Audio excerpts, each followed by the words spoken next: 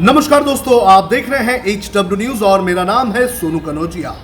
बात करते हैं हाथरस गैंगरेप मामले की। इसको लेकर राजनीति कम होने का नाम नहीं ले रही है, लेकिन एक बड़ा खुलासा इस वक्त उत्तर प्रदेश सरकार की तरफ से किया गया है। दरअसल उत्तर प्रदेश सरकार का और यूपी पुलिस का ये कहना है कि उन्हें इंटेलिजेंस के जरिए एक जानकारी मिली थी और उसके बाद कार्रवाई की गई और कार्रवाई में पता चला कि एक वेबसाइट है, उस वेबसाइट के जरिए उत्तर प्रदेश में बड़े पैमाने पर हाथरस मामले की आड़ में जातीय हिंसा भड़काने की कोशिश की जा रही थी। जो जानकारी सामने आई है, जानकारी के मुताबिक एक वेबसाइट है जिसका नाम जस्टिस फॉर हाथरस बताया जा रहा है और पुलिस का ये कहना है कि इस वेबसाइट पर जो है भड़काने का काम किया जा रहा था, जातीय हिंसा को बढ़ाने का काम किया जा रहा था और साथ ही साथ उत्तर प्रदेश के मुख्यमंत्री जो हैं योगी आदित्यनाथ, उनके बयानों को जो है तोड़ मरोड़ कर पेश किया जा रहा था। जो स्क्रीनशॉट्स इस वेबसाइट पर पेस्ट किए जा रहे थे उसके अंदर एक न्यूज़ के ब्रेकिंग का फॉर्मेट लगाकर जो है तोड़े मरोड़े बयान जो है वो शेयर किए जा रहे थे। तो उत्तर प्रदेश सरकार, उत्तर प्रदेश पुलिस ने ये बड़ा आरोप इस वक्त लगाया है और कार्रवाई भी शुरू की है। क्या कहना है इस पूरे मामले को लेकर उत्तर प्रदेश के मुख्यमंत्री योगी आदित्यनाथ का, आप खुद ही सुनिए। वे लोग देश में भी और प्रदेश में भी दंगा, जातीय दंगा भड़काना चाहते हैं, सांप्रदायिक दंगा भड़काना चाहते हैं। इस दंगे की आड़ में विकास रुकेगा, इस दंगे की आड़ में उनकी रोटियां सेकने के लिए उनको अवसर मिलेगा, इसलिए वे नित नए षड्यंत्र करते रहते हैं और इन सभी षड्यंत्रों के प्रति पूरी तरह आगाह होते हुए हमें विकास की इस प्रक्रिया को तेजी के साथ आगे बढ़ाना है। जो आरोप लगाए गए हैं योगी सरकार की तरफ से, उसमें कहा गया है कि कहीं ना कहीं विपक्ष भी इसकी साजिश रच रहा था। तो इसको लेकर विपक्ष की तरफ से कई सारे बयान सामने आए हैं जिसमें विपक्ष का ये कहना है कि जिस तरह के ये आरोप लगाए गए हैं, यानी कि एक साजिश के तहत जो है इस पूरा ये जो आंदोलन है इसे आगे बढ़ाना और जातीय हिंसा जो है वो भड़काने की साजिश रचना, इसे एक जोक बताया है। क्या कहना है विपक्ष के नेताओं का, आप खुद ही सुनिए। इससे ज्यादा हास्यास्पद कोई बात हो सकती है क्या? भारतीय जनता पार्टी और उसके मुख्यमंत्री योगी आदित्यनाथ जी वो कह रहे हैं कि दूसरी पार्टियां सांप्रदायिक, जिन लोगों का इतिहास हमेशा सांप्रदायिकता फैलाने और जातीय हिंसा फैलाने का रहा है, वो विपक्ष पे आरोप लगा रहे हैं। इससे ज्यादा शर्मनाक कोई बात हो सकती है? उत्तर प्रदेश पुलिस का ये कहना है कि ये जो वेबसाइट है इसके जरिए लगातार जो है वो स्क्रीनशॉट जो है वो शेयर किए जा रहे थे, बड़े पैमाने पर लोग इस पर कमेंट भी कर रहे थे। आपको बता दें कि फिलहाल इस पूरे मामले को लेकर जांच चल रही है। पुलिस का ये कहना है कि इससे पूरे मामले में PFI जो है ये बड़े पैमाने पर इसका रोल हो सकता है।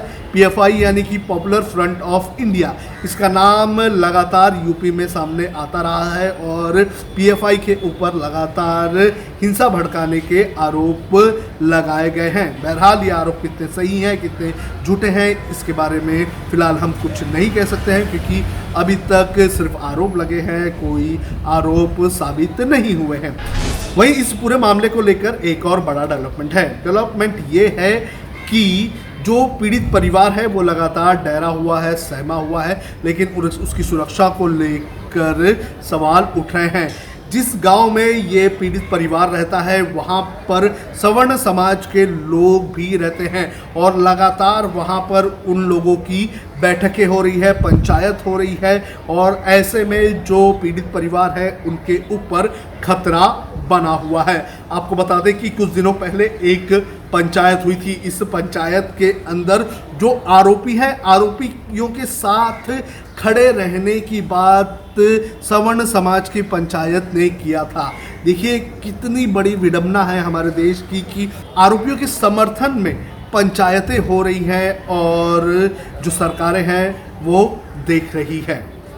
अब जिस तरह से यूपी पुलिस ने आरोप लगाए हैं कि एक वेबसाइट है और इस वेबसाइट के जरिए जो दंगा है वो भड़काने की कोशिश की जा रही थी, जो दलित समुदाय है उसे भड़काने की कोशिश की जा रही थी। तो ऐसे में विपक्ष कई सारे सवाल भी पूछ रहा है। विपक्ष के सवाल ये है कि उस वेबसाइट के ऊपर किस तरह की बातें कही जा रही थी, क्या उस वेबसाइट का मकसद ही था कि वो दंगा भड़काए, क्योंकि जिस तरह से नाम था जस्टिस फॉर हाथरस, उससे ये तो लगता है कि ये हाथरस विक्टिम के लिए जस्टिस की बात कह रहे थे। लेकिन अगर यूपी सरकार ये कह रही है कि दंगा भड़काने की कोशिश की जा रही थी, तो क्या यूपी पुलिस के पास उतने पूरे पुख्ता सबूत है कि दंगा भड़काने के लिए ही ये वेबसाइट बनाई गई थी? क्योंकि कई सारी वेबसाइट हम देखते हैं ये इंटरैक्टिव वेबसाइट्स होती है, जैसे कि अगर मैंने कोई आर्टिकल लिखा या फिर कोई फोटो पेस्ट किया तो उसके नीचे कमेंट करने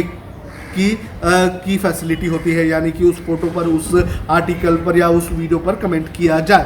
तो क्या उस कमेंट पर इस तरह की चीज़ें मिली है?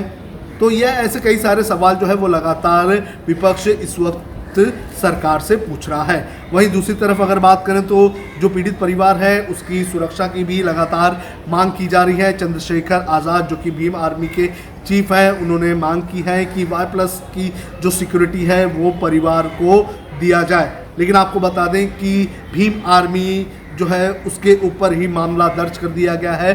भीम आर्मी के लगभग 40 कार्यकर्ताओं समेत भीम आर्मी के मुखिया चंद्रशेखर आज़ाद के खिलाफ मामला दर्ज कर दिया गया है। वो कल पीड़ित परिवार से मिलने गए थे और उसके बाद मामला दर्ज किया गया है। तो बहरहाल इस पूरे मामले को लेकर राजनीति शुरू है। हम आपको सुनाते हैं क्या कहना है चंद्रशेखर आज़ाद का, आप खुद ही सुनिए। जय भीम।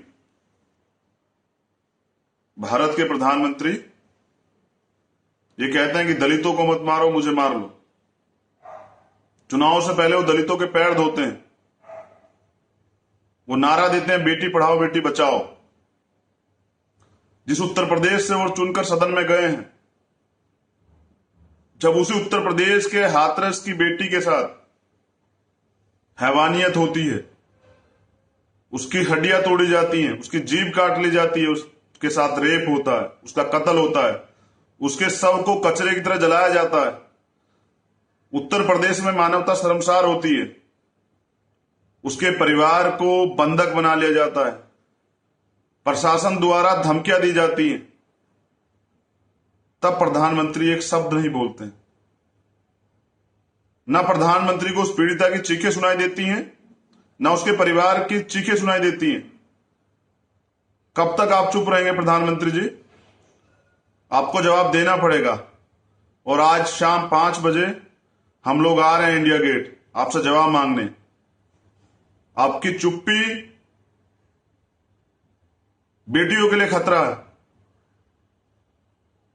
आपको बोलना पड़ेगा, आपको जवाब देना पड़ेगा और आपको न्याय करना पड़ेगा।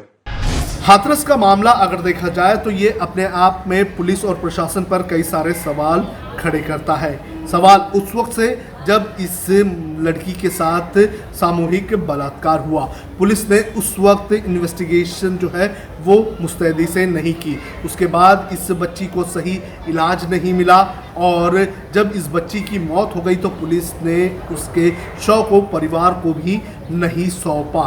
पुलिस ने खुद ही पर जो शव है उसे रात को 2 बजे आग लगा दी। तो ऐसे कई सारे सवाल जो है वो इस वक्त उत्तर प्रदेश सरकार, उत्तर प्रदेश पुलिस पर उठते हुए नजर आ रहे हैं। लेकिन जिस तरह से बातें सामने आ रही हैं, अब इससे ऐसा लगता है कहीं ना कहीं मामला उलझता हुआ नजर आ रहा है। अब खबरें पाइए सबसे पहले हमारे मोबाइल न्यूज एप्लीकेशन पर। एंड्रॉइड या iOS प्लेटफॉर्म पर जाइए, HW न्यूज नेटवर्क को सर्च कीजिए, डाउनलोड कीजिए और अपनी सुविधानुसार भाषा का चयन कीजिए। खबरों की भीड़ में अपने काम की खबर पाते रहिए। अगर आपको हमारा ये वीडियो पसंद आया है तो आप इसे शेयर करें, फेसबुक पर हमारे पेज को लाइक करें, ट्विटर पर हमें फॉलो करें, यूट्यूब पर ज़रूर सब्सक्राइब करें ताकि आपको हमारे हर खबर की अपडेट मिलती रहे।